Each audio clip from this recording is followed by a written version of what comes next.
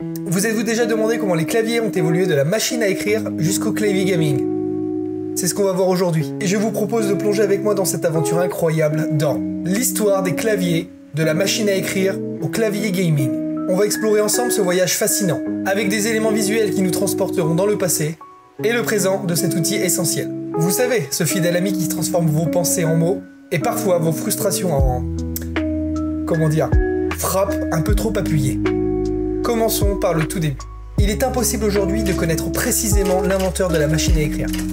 Mais néanmoins, la véritable première machine à écrire fonctionnelle, comme la célèbre Scholl et Glidden de 1874, ont réellement débuté cette aventure.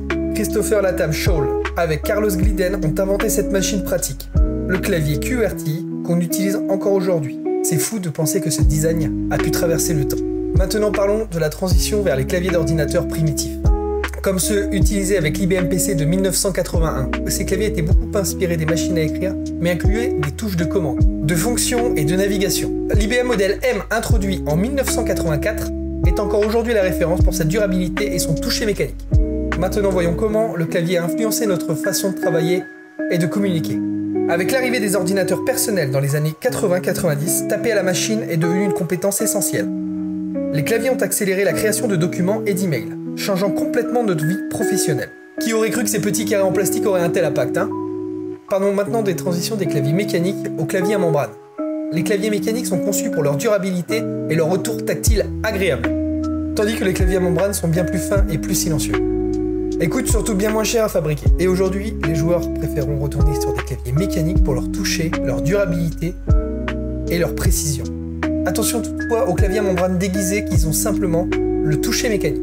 Ce sont des faux, le toucher est incomparable. Il y a eu aussi des innovations marquantes, comme le clavier ergonomique et le clavier sans fil. Les claviers ergonomiques sont conçus pour réduire la fatigue et éviter les blessures.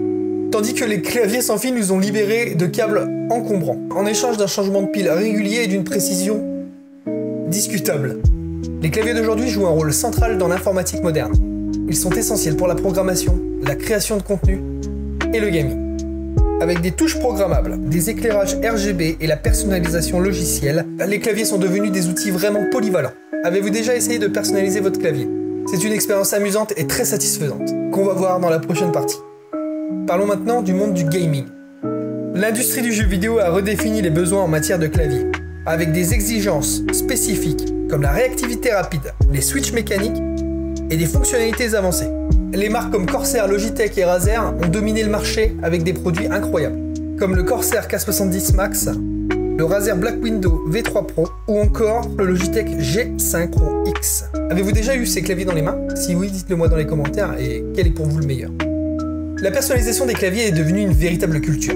Beaucoup de passionnés créent et modifient leurs claviers pour optimiser leur confort et leur performance. C'est aussi un moyen d'exprimer leur style personnel.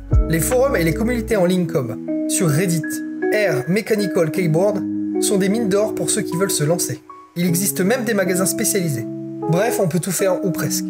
Et maintenant quoi? Il se passe quoi? Jetons un œil vers l'avenir. Les futures innovations des claviers promettent d'être passionnantes. On parle de retour haptique avancé, de claviers projetés virtuellement et même d'interfaces cerveau-ordinateur, comme le Neuralink par exemple. Les ingénieurs explorent de nouveaux matériaux et des designs flexibles pour les rendre encore plus adaptatifs. Personnellement, moi j'ai hâte, même si on n'a encore rien vu. Pour terminer, les claviers continuent d'évoluer et de s'adapter à nos besoins changeants.